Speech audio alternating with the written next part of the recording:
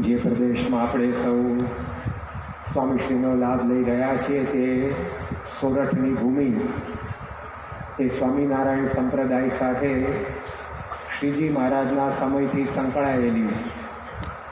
ન કેવળ સંકળાયેલી છે, પરંતુ આપણા ઈષ્ટદેવ શ્રીજી મહારાજ અને તેઓની ગુણાતીત ગુરુ પરંપરાના અનેક પ્રેરક ચરિત્રોની સાક્ષી આ સોરઠની ભૂમિ છે. ભગવાન સ્વામિનારાયણ નીલકંઠ વર્ણી વેશે આ પ્રદેશમાં પધાર્યા અને પોતાની કિશોર અવસ્થામાં જ એમણે આ સોરઠ પ્રદેશના અનેક ગામો અને નગરોને પાવન કર્યા. એ પછી પીપલાણા હોય, લોજ હોય, માંગરોળ હોય, આતળ જુનાગઢ હોય, આ બધા જ સ્થળોએ મહારાજ એ વર્ણી વેશે પધાર્યા અને ત્યાર પછી ધર્મધુરા ધારણ કરીને પણ આ સોરઠ પંથકમાં એમનું વિશેષ વિચરણ રહ્યું. તો આ સોરઠની ભૂમિ એ શ્રીજી મહારાજની લીલા ભૂમિ કહેવાય. આ જે ભૂમિ છે એ જ ભૂમિ ઉપર એમને દીક્ષા આપવામાં આવી. આ જ ભૂમિ પર એમને ધર્મધુરા સોંપવામાં આવી. આ જ ભૂમિ પર શ્રીજી મહારાજની કરુણા એમના 2 વરદાનો દ્વારા આપણા ઉપર વરસી.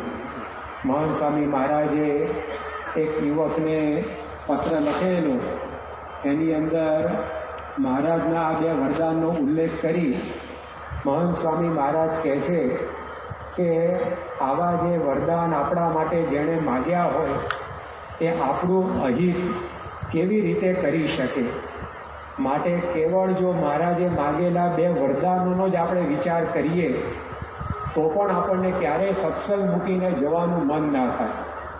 મહારાજે પોતે માગેલા વરદાનમાં રામાનંદ સ્વામી પાસે શું યાચના કરી? તો મહારાજ કહે છે કે મારા આશ્રિતના પ્રારબ્ધની અંદર રામપાતર એટલે કે ભિક્ષા માગવાનું લખ્યું હોય, એ ભિક્ષા માગવાનું મને આવે, પરંતુ હરિભક્ત અંગ વસ્ત્રે દુઃખી ના થાય. અને બીજું માગ્યું કે મારા આશ્રિતના પ્રારબ્ધની અંદર એક વીછીના ડંખની વેદના લખી હોય તો મને રૂવાડે રૂવાડે કરોડ કરોડ વીછીના ડંખની વેદના થાય, પણ હરિભક્ત દુઃખી ના થાય.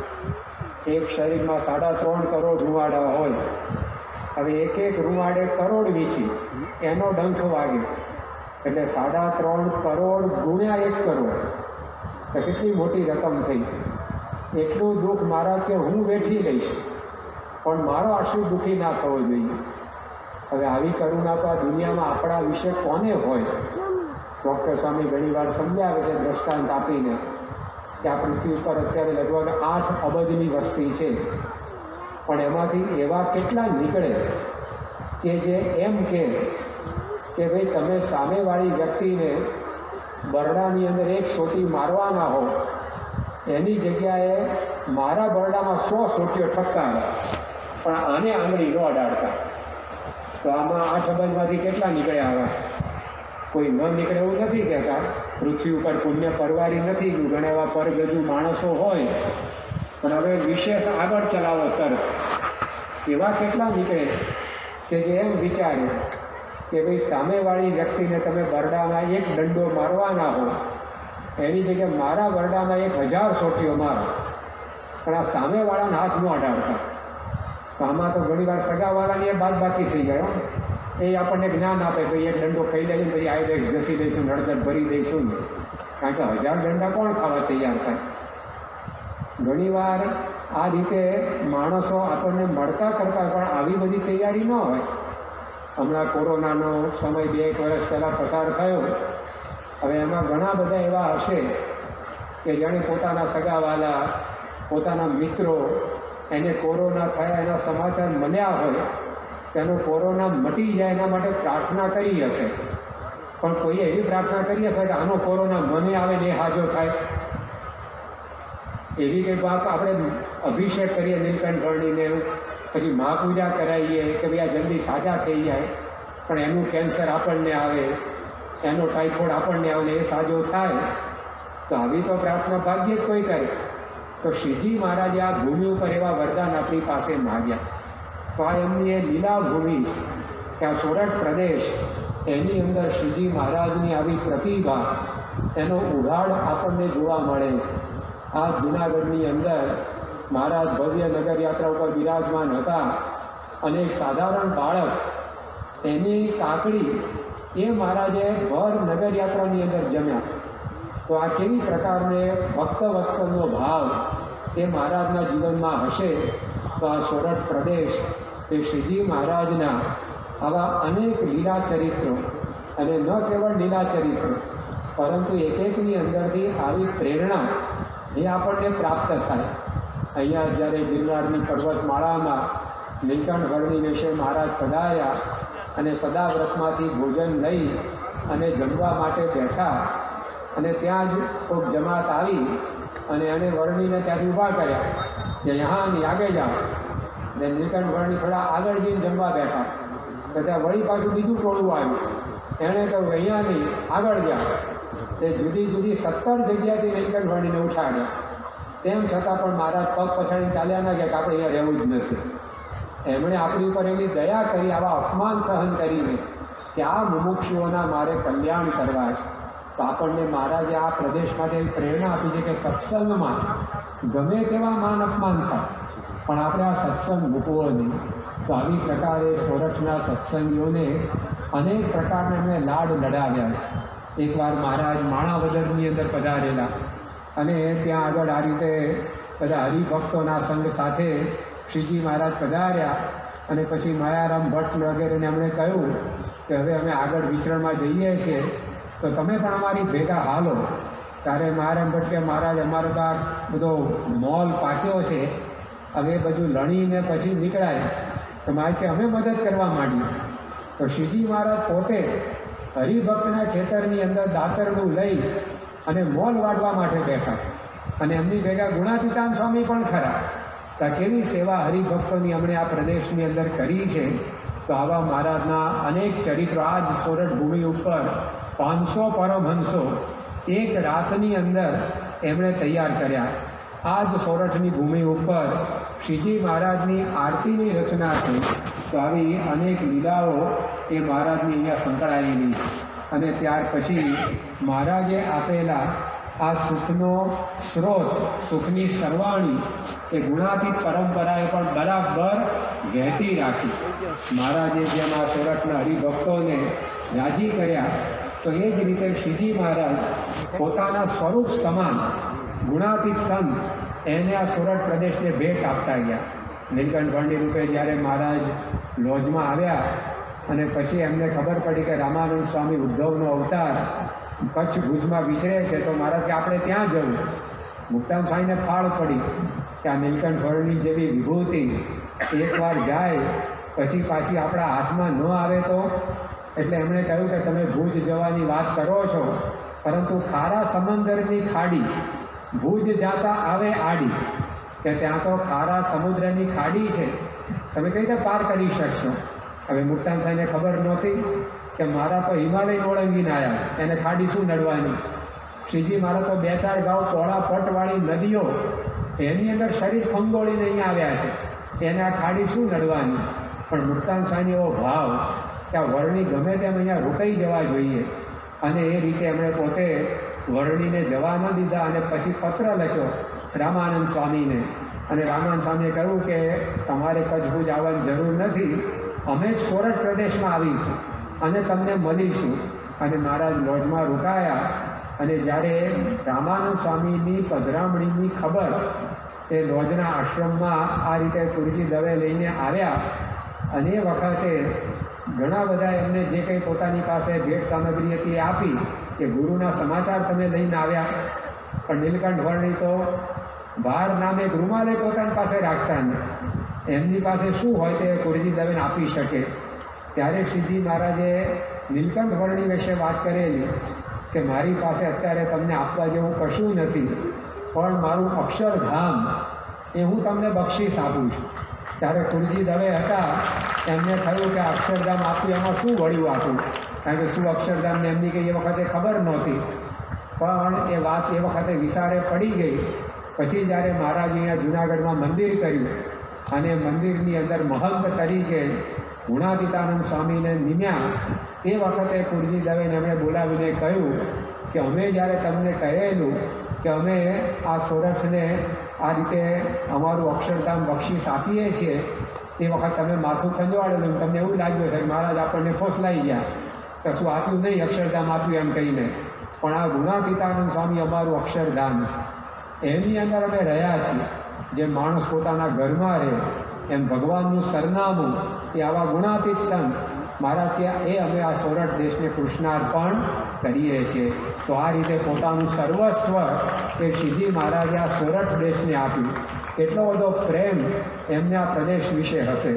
મહારાજે લખ્યું છે કે અમે ફરીએ બહુ દેશ વિદેશ, પણ સોરઠ છે અમને વહાલો વિશેષ. અમે દેશ વિદેશમાં ફરીએ, એટલે કે એ વખતે મહારાજ દેશ વિદેશ એટલે પરદેશ સમજવાનું નહીં, પણ એ વખતે જુદા જુદા ગુજરાતના ભાગે દેશ તરીકે ઓળખાતા. ઉત્તર ગુજરાત અત્યારે આપણે કહીએ ગ્રંથાવ્ય દેશ ગણાતો, પછી અત્યારે આપણે જે ખેડા જિલ્લો વગેરે કહીએ ચરોતર પ્રદેશ ગણાતો, ત્યાર પછી આ રીતે સારંગપુરની આજુબાજુનો પ્રદેશ એ પાંચાલ પ્રદેશ કહેવાતો, ભાવનગરની આજુબાજુ ગોહિલવાડ કહેવાતું. તો આવી રીતના બધા જુદા જુદા દેશોમાં મહારાજ કે અમે ફરીએ, તો અમે બહુ ફરીએ દેશ વિદેશ, પણ સોરઠ છે અમને વહાલો વિશેષ. પણ આ સોરઠ પ્રદેશ એ અમને ઘણો જ વિશેષ છે. તો મહારાજે પોતાનું સર્વસ્વ એ ગુણાતીતાનંદ સ્વામી આ પ્રદેશને અર્પણ કર્યું. જ્યારે મંદિર બાંધવા માટે એના નવાબે જમીન આપી અને એ વખતે એમણે કહેલું કે તમે જો કાયમ અહીંયા રહેવાના હો મંદિર બાંધીને, તો હું તમને જમીન ભેટ ધરું. અને મહારાજે કહ્યું કે હા અમે રહીશું. પણ પ્રતિષ્ઠા કર્યા પછી મહારાજે તો નીકળવાની તૈયારી કરી. તે વખતે નવાબે કહ્યું કે તમે વાયદો આપ્યો તો હવે કેમ ફોક કરો છો? ત્યારે શ્રીજી મહારાજે ગુણાતીતાનંદ સ્વામીને બતાવીને કહ્યું કે એ હમ જૈસા ફકીર હે, મારાથી જેવું સુખ આવશે અને મારાથી જેવું કામ થાય એ કામ આ ગુણાતીતાનંદ સ્વામી કરશે, એ અમે તમને આપીને જઈએ છીએ. ત્યારે નવાબ પોતે રાજી થયા. તો જો આ રીતે ગુણાતીતાનંદ સ્વામી એની ભેટ આપણને આ સોરઠ દેશની અંદર શ્રીજી મહારાજે આપી. બ્રહ્માનંદ સ્વામીએ એકવાર વડતાલની અંદર શ્રીજી મહારાજને કહેલું કે મહારાજ તમે બધા મંદિરો તો બાંધ્યા, પરંતુ એ બધા મંદિરોની અંદર પછી તમે મહંતોની પણ જુદી જુદી નિયુક્તિ કરી. આ રીતે ભુજમાં તમે વૈષ્ણવાનંદ સ્વામીને મહંત બનાવ્યા, વડતાલની અંદર અક્ષરાનંદ સ્વામીને મહંતાઈ સોંપી, અમદાવાદની અંદર સર્વજ્ઞાનંદ સ્વામીને મહંતાઈ આપી, ગઢડાની અંદર વિરક્તાનંદ સ્વામીને મહંતાઈ આપી, આ રીતે ધોળકાની અંદર અનિરુદ્ધાનંદ સ્વામીને મહંતાઈ આપી. પરંતુ આ જૂનાગઢના જે મહંત છે ને એ તમે જોઈ વિચારીને નીમજો. કારણ કે આ સોરઠ પ્રદેશની અંદર સત્સંગ કરાવવો બહુ કઠણ છે. ત્યારે ગુણાતીતાનંદ સ્વામીને નિયુક્ત કરીને મહારાજ બોલ્યા હતા કે હવે જૂનાગઢની અંદર એવા મહંત નિમીશું કે ફરી ફેરવણી જ કરવી ન પડે. એ જિંદગી સુધી એ સોરઠ દેશને સાચવશે. તો ગુણાતીતાનંદ સ્વામીએ મહારાજના વચન પ્રમાણે 40 વર્ષ સુધી આ સોરઠ પ્રદેશને લાભ આપ્યો. અને લાભ આપ્યો એટલે સ્વામીએ પોતે 700થી વધારે ગામોમાં ફરીને આ સોરઠ પ્રદેશની અંદર સત્સંગ કરાવ્યો. અને સ્વામી પોતે બોલ્યા છે કે જ્યાં જ્યાં અમે ગયા ત્યાં ત્યાં અમે કોઈ દાખલા કે દોરા ધાગા પેસવા દીધા નથી. શ્રીજી મહારાજની સર્વોપરી નિષ્ઠા એ એમણે પોતે પ્રવર્તાવી કે ગુણાતીતાનંદ મૂળ અક્ષર અને સહજાનંદ એક પરમેશ્વર. ગમે તેવા સંજોગોની અંદર પણ ભગવાનનો આશરો છોડે નહીં એવા દ્રઢ નિષ્ઠાવાન હરિભક્તો એ ગુણાતીતાનંદ સ્વામીએ પોતે તૈયાર કર્યા. આ એમની કર્મભૂમિ. ચરણ તમારા એવા કીધા કડકડ બોલે કાંટા. સ્વામીએ આ સોરઠ દેશને એવું વિચરણ કર્યું કે એમના પગની અંદર બાવળની શૂળ ભોંકાય, તે શૂળ કરડ કરડ કરતી તૂટી જાય, પણ સ્વામી કે પગમાંથી લોહી નીકળે નહીં. તો કેવું સખત વિચરણ એમણે કર્યું હશે. સ્વામી કે અમારા પગ એવા કે કાંટો વાગે નહીં અને ધગે પણ નહીં. ઉનાળાની અંદર પણ ઉઘાડે પગે એ સ્વામી પોતે વિચરણ કરે. તો આખી આ સોરઠની ધરા એ એમના ચરણ રજથી પાદ સ્પર્શથી સીધી પાવન થયેલી. કારણ કે વિચરણ કરવા નીકળે ત્યારે ગુણાતીતાનંદ સ્વામી કદી પગમાં જોડા પહેર્યા નહોતા. તો સીધા જ એમના ચરણના સ્પર્શ કે આ સોરઠના બધા ગામડાઓની અંદર થયા છે, તો આવી પ્રકારનો અદ્ભુત લાભ એ સ્વામીએ પોતે આ સોરઠ દેશને આપ્યો. અને હરિભક્તો સાથેની આત્મીયતા કે હરિભક્તોના બાજરાને પણ એ ઓળખી જાય. એકવાર આ રીતે ગુણાતીતાન સ્વામી અહીંયા જૂનાગઢમાં હતા અને એ વખતે બધા હરિભક્તોનો સંઘ અહીંયા આવ્યો. એની સાથે કોદિયાના હરિભક્ત હતા હીરાભાઈ, એમણે પોતાના ખેતરમાં તૈયાર થયેલો બાજરો એ ધર્માદા તરીકે એ સ્વામી પાસે હરિભક્તો સાથે મોકલાવેલો. અને ગુણાતીતાન સ્વામી પાસે જ્યારે બાજરો લવાયો ત્યારે સ્વામી પોતે બોલ્યા કે આ તો કોદિયાના હીરાભાઈના ખેતરનો બાજરો છે. હવે ખેતરના બાજરા પછી કેવી રીતે ખબર પડે કે આ કોના ખેતરનો? કારણ કે બાજરીના દાણ તો બધાના ખેતરમાં સરખા જ હોય. પરંતુ હરિભક્તો સાથે ગુણાતીતાન સ્વામી એવા ઓતપ્રોત થઈ ગયા હતા કે હરિભક્તોના જીવને તો ઓળખે પણ હરિભક્તોના ખેતરના બાજરાને પણ ઓળખે. તો આવી આત્મીયતા કે આ સોરઠ પ્રદેશના હરિભક્તો વિશે એ ગુણાતીતાનંદ સ્વામીને હતી. અને એક એક હરિભક્ત એવા તૈયાર કર્યા કે આ રીતે મોટા મોટા સાધુઓ એનો સમાગમ એ આ હરિભક્તોનો કરે. સ્વામી પોતે વાત કરતા કે તમે બધા વિચરણ કરવા માટે જાઓ, પણ બગસરાના વહેલા સથવારા, ચાડિયાના રામ ભંડેરી, કમીગઢના રયા દેસાઈ અને કરસન બાંભણિયા હમાપરના આ 4 હરિભક્તોની તમારે વાતો સાંભળવી, એને વાતો ન કરવી. તો ગૃહસ્થ આશ્રમમાં પણ એવા હરિભક્તો એમણે તૈયાર કર્યા કે જેનું વર્તન એ મોટા મોટા સંતો જેવું હોય. તો જો આવી પ્રકારે ગુણાતીતાન સ્વામીએ અલૌકિક લાભ આ સોરઠની ભૂમિને આપ્યો. સેવાની આ એમની ભૂમિ. આ મંદિર જો જૂનાગઢની અંદર શ્રીજી મહારાજે બાંધેલું, તો એ સોરઠના મંદિરની અંદર 40 વર્ષ સુધી સ્વામીએ ચોક વાળવાની સેવા કરી, જેના હાથ નીચે 300 સાધુ રહેતા. અને તમારા જેવા 200-300 હરિભક્તો મંદિરમાં સમાગમ માટે હોય. તો આટલા બધા સેવકો સેવામાં તૈયાર હોય ત્યારે ચોક વાળવાની સેવા કોઈ પોતાના ભાગમાં રાખે? આપણે તો મેનેજમેન્ટમાં એટલા પાવરદા હોઈએ છીએ કે બધાની સેવા વહેંચી દઈએ કે જો તું આવી રીતે ઝાડુ કાઢજે, તું આ રીતે સંડાસ બાથરૂમ સાફ કરી નાખજે, તું આરતી ઉતાર નાખજે, તું આમ કરજે. અને પછી એ વ્યક્તિ પોતે જાતે સૂઈ જાય. પણ સ્વામીએ પોતે આ મંદિરની સેવાનો એવો મહિમા કે ચોક વાળવાની સેવા પોતે રાખે અને સૂત્ર આપ્યું, સેવા કરે તે મહલ. તો આ એમની સેવાની ભૂમિ. એવો લાભ એ ગુણાતીતાનંદ સ્વામીએ આ પ્રદેશને આપ્યો. અને ત્યાર પછી ભગતજી મહારાજ એમણે પોતે આ સોરઠને પોતાની સાધના ભૂમિ બનાવી. અને જૂનાગઢની અંદર 3.5 વર્ષ સુધી એમણે જે સાધના કરી, તો એ સાધના એ દુનિયાના કોઈ પણ સાધક જે પોતાના ગુરુને રાજી કરવા ઈચ્છતો હોય, ભગવાનનો સાક્ષાત્કાર પામવા ઈચ્છતો હોય, તો આ પ્રત્યેક મુમુક્ષુ માટે એ પ્રેરણારૂપ બને એવી. સરદાર પટેલ યુનિવર્સિટીના વાઇસ ચાન્સેલર હતા ડૉક્ટર R.M. પટેલ સાહેબ, એ પોતે મહંત સ્વામી મહારાજ એમને સજેસ્ટ કરેલું. 2 વાર તો ભગતજી મહારાજનું જીવન ચરિત્ર R.M. પટેલ વાંચી ચૂક્યા હતા. પછી હવે ચાતુર્માસના નિયમમાં શું વાંચવું એ પૂછવા માટે જ્યારે મહંત સ્વામી મહારાજ પાસે આવ્યા, કારણ કે મહંત સ્વામી મહારાજ એમના વિદ્યાર્થી તરીકે રહી ચૂકેલા અને પછી સંત બન્યા. અને પછી R.M. પટેલને એમનો ખૂબ મહિમા સમજાયેલો. તો એમણે કહ્યું કે હવે ભગતજી મહારાજનું જીવન ચરિત્ર મેં વાંચી લીધું, હવે મારી ઈચ્છા છે કે હું કોઈ બીજો સાંપ્રદાયિક ગ્રંથ વાંચું. ત્યારે મહંત સ્વામી મહારાજ એમને કહેલું કે ના, તમે ભગતજી મહારાજનું જીવન ચરિત્ર ફરીવાર વાંચો, કારણ કે એમાંથી આપણે ગુરુની સેવા કેવી રીતે કરવી જોઈએ એનું માર્ગદર્શન મળે. તો એ ભગતજી મહારાજ એવો દાખલો બેસાડ્યો. અહીંયા એમની સાથે એ વખતે જે કંઈ બધા સંતો પાર્ષદો રહેતા હતા એ બધા કહેતા કે અમે 3.5 વર્ષ સુધી તો ભગતજી મહારાજને સૂતેલા જોયા જ નથી, કારણ કે 23 કલાકની સેવા અને 1 કલાકે પોતે આ રીતે ગોરખ આસન કરીને સૂતા તો સૂતા, ના સૂતા તો કાંઈ નહીં. પણ આવી પ્રકારે એ ભગતજી મહારાજે અહીંયા સાધના કરી.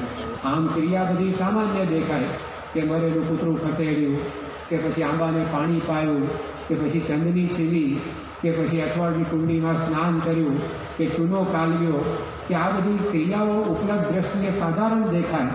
પરંતુ એની પાછળ જે ભાવ હતો એ ભાવને લીધે એ ભગતજી મહારાજ ગુણાતીત ભાવને પામી ગયા. કે ગુણાતીતાન સ્વામી જે કહે એમાં નો આર્ગ્યુમેન્ટ, કોઈ દલીલ નહીં. ગુણાતીતાન સ્વામીએ શું કહ્યું કે જા પ્રાગજી ગિરનારને બોલાવી લાવ. કાવડને એમ જ લાગે સ્વામીનો ઉપલો માળ ખાલી થઈ ગયો છે કે ગિરનાર કેવી રીતે આવે, એ તો પર્વત છે. પરંતુ ભગતજી મહારાજ ઉપડ્યા. તો જો ગુરુની આજ્ઞા એ શંકા વગર અદ્ધર એમણે ઝીલી લીધી. ત્યાર પછી એની અંદર નો એક્સક્યુઝ, કોઈ બહાનું ન કાઢ્યું. જ્યારે ભગતજી મહારાજને પાયા ખોદવાની સેવા સોંપી ત્યારે ઘણા ગાંઠ્યા હરિભક્તો અને ટાંચા સાધનો એ સ્વામીએ આપ્યા. છતાં પણ ભગતજી મહારાજે બહાનું ના કાઢ્યું કે મારી પાસે પૂરતા સાધન નથી, પૂરતા માણસ નથી, હું કેવી રીતે સેવા કરું. જેટલું આવ્યું એના જે સેવામાં મંડી પડ્યા તો એમનું કામ વહેલું પૂરું થયું. તો ગુણાતીતાન સ્વામી બોલ્યા કે જો આ પ્રાગજી ભગત અમારા વચનમાં વિશ્વાસ રાખીને મંડી પડ્યા તો એના પક્ષની અંદર ભગવાન ભળ્યા અને એનું કામ વહેલું પૂરું થયું.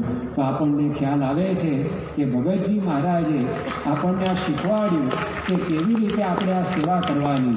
તેમણે નો એક્સક્યુઝ, કોઈ બહાનું નહીં, પછી નો આર્ગ્યુમેન્ટ, સ્વામી સામે કોઈ દલીલ ના કરી, પછી નો એક્સપેક્ટેશન, કોઈ અપેક્ષા નહીં કે હું આટલી બધી સેવા કરું તો સામે મને આટલું વળતર મળવું જોઈએ, આટલો બદલો મળવો જોઈએ. એકવાર મનજી ઠક્કર વગેરે હરિભક્તોએ ગુણાતીતાન સ્વામીને કહ્યું કે સ્વામી આ પ્રાગજી ઘર બાર વગેરે બધું મૂકીને અહીંયા તમારી સેવામાં તમારા વચને એ ટૂંક થઈને વર્તે છે, તેમ છતાંય તમે તો એને બધી ભારે સેવામાં જ જોડેલો રાખો. કોઈ દિવસ સામે બેસાડી અને જ્ઞાનની વાતો તો સંભળાવતા નથી. ત્યારે ગુણાતીતાન સ્વામી બોલ્યા, એને જો રહેવું હોય તો રહે, ને તો આ જૂનાગઢના મંદિરનો દરવાજો ખુલ્લો પડ્યો છે.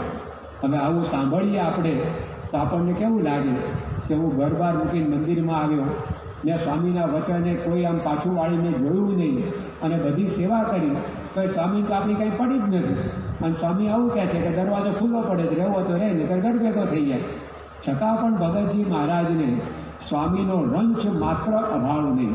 તો જો આ પ્રકારે અત્યંત એ દિવ્ય ભાવ સાથે એમણે ગુણાતીતાનંદ સ્વામીના વચનો એને અદ્ધર ઝીલ્યા અને એ સેવાઓ બધી કરી અને ગુણાતીત ભાવને પામી ગયા. મોહન સાંઈ મહારાજે અહીંયા સૂત્ર આપ્યું છે ને, આપણી લોનની અંદર મંદિરની હરિયાળી છે, એમાં લખ્યું છે ગુણાતીતના ભાવે સોરઠ રંગવું છે. એ ગુણાતીતનો ભાવ ભગતજી પામી ગયા.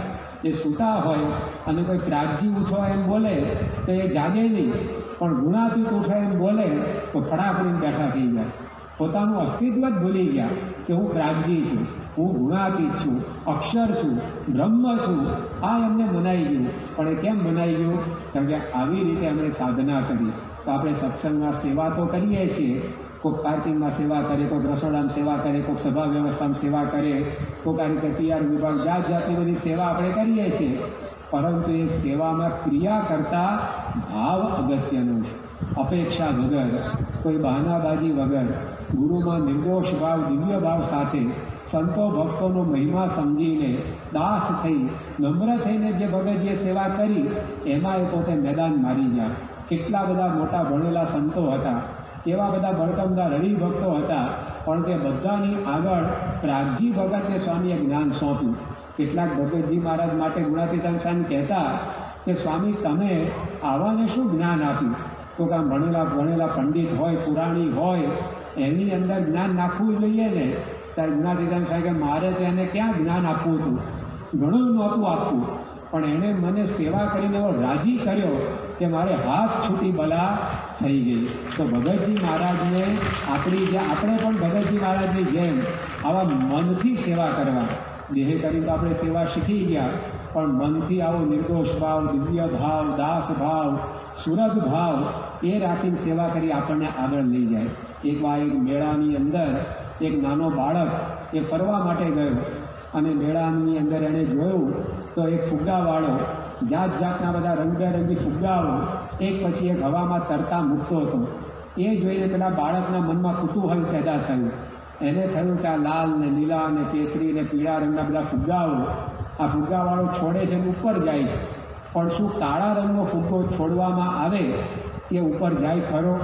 કારણ કે બાળકના મનમાં એવું કે કાળો રંગ છે એ અપશુકનિયા લોકો ગણતા હોય, એને બહુ પસંદ લોકો કરે નહીં, એટલે એ કાળા રંગનો ફુગ્ગો છે ને એ હવામાં ઉપર નહીં જતો હોય. અને બહારથી આ સરસ આકર્ષક દેખાતા ફુગ્ગા એ બધા ઉપર હવામાં જતા હશે, એટલે એને પોતે પેલા ફુગ્ગાવાળાને પૂછ્યું કે તમે આ ભાતના રંગબેરંગી ફુગ્ગાઓ છોડો છો અને ઉપર હવામાં જાય છે, એ જ રીતે કાળા રંગનો ફુગ્ગો છોડો તો એ શું ઉપર જાય? ત્યારે પેલા ફુગ્ગાવાળાએ કહ્યું કે જો દીકરા, ફુગ્ગો બહારથી કેવો દેખાય છે એના આધારે ઉપર નથી જતો, પણ એ ફુગ્ગામાં અંદર શું ભર્યું છે એના આધારે ઉપર જાય છે. બહારથી ગમે તેટલો આકર્ષક ફુગ્ગો હોય પણ અંદર હવા ન હોય તે લોકોના પગ નીચે કચરાય, ધૂળમાં રગદોળાય. અને બહારથી ભલે સાધારણ દેખાતો ફુગ્ગો હોય પણ એમાં જો અંદર હવા હશે તે ઉપર જશે. તો અંદર શું છે એના આધારે ઉર્ધ્વ ગતિ થાય છે. ભગતજી મહારાજ અંદરથી શુદ્ધ હતા, દાસ, દિવ્ય ભાવ, નિર્દોષ ભાવ, સુરત ભાવ, આ બધા ભાવથી એ સેવા કરતા હતા. તો આ સુરત દેશની અંદર એમણે સેવા કરી, સાધનાનો એક આદર્શ આપણી સામે પૂરો પાડ્યો. અને ત્યાર પછી શાસ્ત્રીજી મહારાજ એ તો પોતે કહેતા એમના 4 ચરિત્રો માટે કે આ 4 મારા કોઈ ચરિત્ર એને સંભાળે તેના અડધા કામ ક્રોધાદિક દોષો ટળી જશે. એ 4 ચરિત્રમાંથી 2 ચરિત્રો એ તો આ જૂનાગઢની ભૂમિ ઉપર એ પોતે બનેલા છે. અહીંયા જ એમણે પોતે ભગતજી મહારાજનું અપૂર્વ સન્માન કરાવ્યું કે જે ભૂમિ ઉપરથી ભગતજી મહારાજને અપમાનિત કરીને સંપ્રદાયમાંથી બહિષ્કૃત કરવામાં આવેલા એ જ જૂનાગઢની અંદર પોતાના ગુરુ ભગતજી મહારાજનું ભવ્ય સન્માન જે શાસ્ત્રીજી મહારાજે કરાવ્યું. તો શાસ્ત્રીજી મહારાજ કહેતા કે આ મારું જે ચરિત્ર એને જે કોઈ યાદ કરશે એના અડધા કામ ક્રોધાદિક સ્વભાવ ટળી જશે. તો એવી આ સોરઠની અંદરની ભૂમિ. અને બીજું અહીંયા જ એમણે પોતે જાગા ભક્તની કથા વાર્તા કરવા માટે પરમાવાયની બંધી તોડાવી. તેના માટે પણ શાસ્ત્રીજી મહારાજ કહેતા કે આ ચરિત્રને એ જે કોઈ પણ યાદ કરશે તો એની આ પ્રકારે અડધી કામ ક્રોધાદિકની ગ્રંથિઓ ગળી જશે. તો આ જૂનાગઢની અંદર શાસ્ત્રીજી મહારાજે પોતે આ પ્રકારના 2 દિવ્ય ચરિત્રો કર્યા કે જેની સ્મૃતિમાં આટલી તાકાત છે. જે ચરિત્રને આપણે સંભાળીએ તો આપણને આ કામ ક્રોધાદિક દોષોથી રહિત કરી નાખે. હવે આ દોષો ટળવાથી સહેલા છે. લોકો 60,000 વર્ષ પાણીમાં તપ કરીને મરી ગયા તો એ દોષો ઉપર કાપો પડ્યો નથી. ટળવાની તો વાત જવા દો. જંગલમાં જઈને રાફડા થઈ ગયા. હવે શરીર ઉપર રાફડો ક્યારે થાય? કોઈ પણ વસ્તુ ઉપર બાવા ઝાડા ક્યારે બાજે? એ વસ્તુ ઘણા લાંબા સમય સુધી એમની એમ પડી રહે. તો જે તે વસ્તુ ઉપર ઝાડા બાજે, બાવા બાજે, તો એમ કોઈ વ્યક્તિ ઉપર રાફડો ક્યારે બાજે? તો એ હાલ્યા ચાલ્યા વગર વર્ષો સુધી પલાઠી મારીને એમને એમ બેસી રહે. ત્યારે કીડીઓ વગેરે થાય કે આ થડ જેવી કોઈ જળ વસ્તુ છે, લાવો એની ઉપર આપણે રાફડો કરીએ. તો આવી રીતે રાફડા થઈ ગયા જંગલમાં જઈને. અને તેમ છતાંય કામ ક્રોધાદિક ટળવાની તો વાત જવા દો, એની ઉપર ઘસરકા સુદ્ધા પડ્યા નથી. બૃહસ્પતિ જેવાને ભોળવ્યા, માયા મનમાં મગરૂર, ડાહ્યા પિલાણા દાઢમાં ચાવી કીધા ચપચ્યું. આવા મોટા મોટા ધુરંધરોને આ કામ ક્રોધાદિક સ્વભાવોએ ચાવીને થૂકી કાઢ્યા છે. એવા સ્વભાવ આ જૂનાગઢની અંદર શાસ્ત્રીજી મહારાજના 2 ચરિત્રોને કોઈ સંભાળે સ્વામી કે એના કામ ક્રોધાદિક સ્વભાવ ટળી જાય. તો આવી આ શાસ્ત્રીજી મહારાજની પરમ પ્રાસાદિક ભૂમિ, આ ભૂમિ ઉપર એમણે એવી પારાયણ રેલાવી કે શિવલાલ શેઠના વંશજ હતા હરિલાલ શેઠ એ પોતે છત થઈ ગયા. કે આ શું યુવાન સાધુની અંદર તેજ છે કે આ પ્રકારે સત્સંગી જીવનની જે કથા એ શાસ્ત્રીજી મહારાજે કરી. અને બધાને થયું કે પહેલું પૂજન આ યજ્ઞ પુરુષ દાસનું થવું જોઈએ. તે શાસ્ત્રીજી મહારાજની આ પ્રકારની અનેક ચરિત્રોથી સભર આ ભૂમિ છે. અને એ સોરઠની અંદર પછી યોગીજી મહારાજ એ તો પોતે આ સોરઠના જ કહેવાય, કારણ કે ધારી પ્રદેશ એ સોરઠ પ્રદેશની અંદર આવેલો ભૂપ્રદેશ. અને એમાં એમણે પોતે જન્મ ધારણ કર્યો. અને પછી આ જૂનાગઢની અંદર એ પોતે આવીને વસ્યા. આમ તો કંઈ બહુ લાંબુ રહ્યા નહીં. તેમ છતાંય મહંત સ્વામી મહારાજ કહે છે કે જિંદગીના અંત સુધી અમારા જૂનાગઢમાં બોલતા એમની જીભ સુકાતી નહોતી. કે જ્યારે જ્યારે પણ કોઈ સાધુતાની વાત આવે સ્વામી યોગી બાબા હંમેશા સંભાળતા કે અમારા જૂનાગઢની અંદર આવી કવાયત ચાલતી, અમારા જૂનાગઢની અંદર આવી સેવા કરતા, આવી રીતે તપ ઉપવાસ કરતા. તો જૂનાગઢ એ એમના જીવ સાથે જડાયેલું હતું. અને જૂનાગઢના જોગી કહેવાય. એકવાર યોગી બાપાને પૂછ્યું કે તમને બધા યોગી કેમ કહે છે? ત્યારે યોગીજી મહારાજ બોલેલા કે જૂનાગઢના જોગીનો વારસો ચાલ્યો આવે છે એટલે બધા અમને જોગી કહીને બોલા. બોલાવે છે. તો આ જૂનાગઢના જોગીનો એ ખરેખરો વારસો એ યોગીજી મહારાજે જાળવ્યો અને આ મંદિરની અંદર રહી એમણે પોતે અનેક સેવાઓ કરી. એ દાંતણ કાપવા માટે જતા, એ ઘોડ ચરાવવા માટે જાય, વાસણ ઉટકે, માદા સાધુની સેવા કરે, તપ વ્રત ઉપવાસ કરે. યોગી બાપા કે અમે 3 દિવસે એક ઉપવાસ કરતા, એટલે મહિનામાં 10 ઉપવાસ થઈ જાય, ત્રીજો ભાગ તો ભૂખ્યા જ રહેવાનું આવે. અને તેમ છતાંય સેવાની અંદર કોઈ પાછી પાની નહીં. તો આવી પ્રકારે યોગીજી મહારાજે આ જૂનાગઢને અમર કરી નાખ્યું. એ જૂનાગઢના જોગી એ તરીકે એવા સુપ્રસિદ્ધ થયા. અને અહીંયા રહીને ત્યાર પછી એમણે શાસ્ત્રીજી મહારાજના ઉપાસના પ્રવર્તનના યજ્ઞમાં ઝંપલાવ્યું. ત્યારે જૂનાગઢ મંદિરમાં રહેલા હરિકૃષ્ણ મહારાજ જે ગુણાતીતાન સાંઈના પ્રસાદીના એને લઈને પોતાની સાથે નીકળ્યા.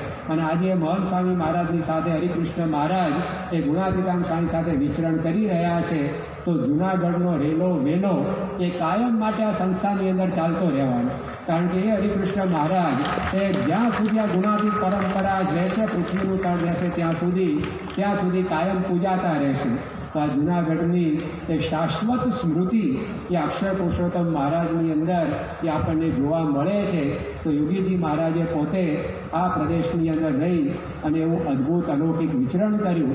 અને ત્યારબાદ પરમ પૂજ્ય પ્રમુખ સ્વામી મહારાજ એમણે તો આવા દિવ્ય ભવ્ય મંદિરની ભેટ આ જૂનાગઢને, આ સમગ્ર સોરઠ પ્રદેશને આપી.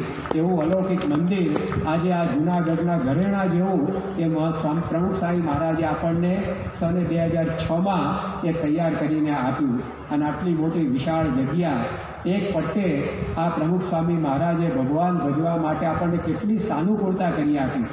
આ જૂનાગઢની અંદર ગુણાતીતાન સ્વામી બોલેલા કે સુખપાલમાં બેસીને ભગવાન ભજી લે એવું કરી મૂકી છે. હવે એ વખતે કંઈ સુખપાલ જેવું નહોતું, કારણ કે સ્વામી એમની વાતોમાં જ કહ્યું છે કે અમે જૂનાગઢમાં આવ્યા ત્યારે પાણા વડે પાણો ભાંગતા. કારણ કે પથ્થર ભાંગવા માટે હથોડી વગેરે ઓજાર પણ મળે નહીં. તો એક પથ્થર સાથે બીજો પથ્થર અફાળવાનો, અને એમ પથ્થર તૂટે, ઘડાય, પછી ઉપર ચડે, તો પથ્થર વડે પથ્થર તોડતા. એટલે કામ કરવાનું હતું, મંદિર બાંધવાનું, પણ પૂરતા સાધન નહીં. પછી સ્વામી કે અમે મંદિરની અંદર રાધા રમણ દેવને દાળ રોટલાનો થાળ કરતા. હવે ભગવાન દાળ રોટલા જમતા હોય તો ભેગા પછી સેવકે કે ત્રીજી આઈટમ આવે જમવામાં, એને દાળ રોટલા જ હોય ને. એટલે એ વખતે કંઈ સુખપાલ નહોતી. તેમ છતાંય સ્વામી બોલ્યા કે સુખપાલમાં બેસીને ભગવાન ભજી લે એમ કરી મૂક્યું. પરંતુ આજે ખરેખર અત્યારે આપણને પ્રમુખ સ્વામી મહારાજે આ મંદિર બાંધીને સુખપાલમાં બેસીને ભગવાન ભજીએ એવું કરી આપ્યું. તો પ્રમુખ સ્વામી મહારાજનો ઉપકાર એ તો આપણે ભૂલી ન શકીએ કે આવું મંદિર એ પોતે આપણને એ ભેટ આપીને ગયા. તો સંત બડા પરમારથી જાકા મોટા મન તુલસી સબકો દેત હે રામ સરીખા જન.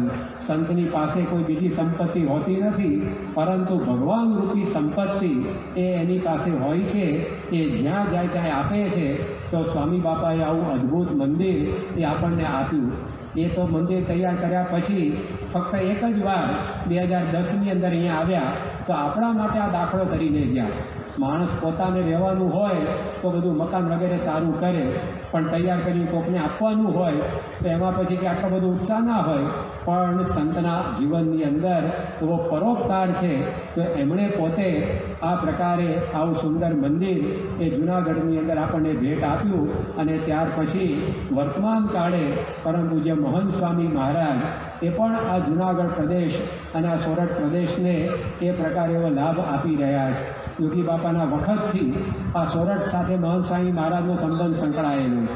યોગી બાપા જ્યારે સોરઠની પંચતીર્થી કરવા માટે નીકળેલા તે વખતે મહંત સ્વામી મહારાજ વગેરે સંતોને ખાસ મુંબઈથી એમણે પોતે આ પંચતીર્થીમાં સામેલ કરેલા. અને એ વખતે માળિયા હાટીના વગેરે ગામોની અંદર માણાવદર વગેરેમાં તે મહંત સ્વામી મહારાજે પોતે વિચરણ કરેલું. અને આ ગુરુપદે 2016માં તેઓ પધાર્યા. એના 2 મહિના પહેલાં એ સદગુરુ માતા ત્યારે પણ અહીંયા આવ્યા. પછી ગુરુપદ આવ્યા પછી 2 મહિના બીતા વળી પાછા અહીંયા પધાર્યા. ત્યાર પછી પણ અહીંયા મહંત સ્વામી મહારાજે આપણને 2019ની અંદર પધારીને 16ની અંદર પધારીને લાભ આપ્યો. અને અત્યારે 2024માં પણ એ અહીંયા પધાર્યા છે. અને એમની કૃપાથી અહીંયા વિદ્યા મંદિરની સાથે વિદ્યા મંદિર અને એનો બધો આ ફાલ અહીંયા બેઠેલો આપણે જોઈએ છીએ. તો મહંત સ્વામી મહારાજે આ વિદ્યા મંદિરની ભેટ આપણને આપી.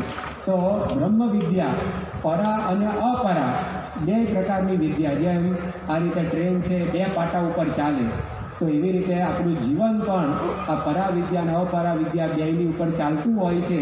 તો પ્રમુખ સ્વામી મહાદેવ મંદિર, મહલ સ્વામી મહારાજે વિદ્યા મંદિર આ બેની ભેટ આપી જૂનાગઢને ધન્ય કર્યું છે. તો સોરઠ ઉપર શ્રીજી મહારાજના સમયથી ગુણાતીત પરંપરાની અનરાધાર કૃપા અવિરત વહેતી રહી છે. અને આજે આપણે સૌ એમની છત્રછાયામાં આવો સત્સંગ સુખેથી કરી રહ્યા છીએ. ડભોઈના કરુણા શંકર શ્રીજી મહારાજના બધા મંદિરોમાં ફર્યા અને છેલ્લે અહીંયા જ્યારે જૂનાગઢ આવ્યા ત્યારે ગુણાતીતાન સ્વામીના સાનિધ્યમાં એમણે સત્સંગને લીલો પલ્લવ જોયો અને એમણે ગુણાતીતાન સ્વામીને કહ્યું કે સ્વામી, હું મહારાજના બાંધેલા બધા મંદિરોમાં ગયો પણ ત્યાં સત્સંગ મને ગરબો થઈ ગયેલો દેખાય, પણ આ જૂનાગઢમાં લીલો પલ્લવ દેખાય. ત્યારે સ્વામી બોલ્યા કે અહીંયા તો સંત ભેગા શ્રીજી મહારાજ સ્વયં બિરાજે છે, એટલે લીલો પલ્લવ સત્સંગ કેમ ન હોય? જ્યાં પાણી હોય ત્યાં ઝાડ લીલું રહે, એમ જ્યાં સંત ભેગા ભગવાન છે એટલે આ સત્સંગ અહીંયા લીલો પલ્લવ છે. તો આજે મહંત સ્વામી મહારાજની સાથે પણ ભગવાન વિચરે છે, એટલે આ સોરઠ પ્રદેશનો સત્સંગ એ આપણને લીલો પલ્લવ દેખાય છે. તો મહારાજ સ્વામીના ચરણોમાં, મહંત સ્વામી મહારાજના ચરણોમાં આપણે એટલી જ પ્રાર્થના કરીએ કે સત્સંગ તો લીલો પલ્લવ છે, પણ આપણે પાછા કોરા ઝાકળ ન રહી જઈએ. આ તો ઘણીવાર સત્સંગ લીલો પલ્લવ રહે પણ આપણે પાછા કોરા રહી જઈએ તો કામનું નહીં. ડૂબકી મારીએ પાણીમાં પણ પાછી પાણી અંદર જાય તો તરસ છીપે. તો આવો સત્સંગ, આવું મંદિર આપણને મળ્યું છે, આવા ભગવાન, આવા ગુરુ આપણને મળ્યા છે. તો આપણે પણ એવો 16.5 આની સત્સંગ કરી તેઓને રાજી કરી શકીએ અને એમણે આપણી ઉપર આજે અણઉતાર ઋણ ચઢાવ્યું છે એને યત્કિંચિત અદા કરી શકીએ એવું બળ બુદ્ધિ શક્તિ આપણને પ્રાપ્ત થાય એ જ પ્રાર્થના. શ્રી સ્વામિનારાયણ ભગવાનની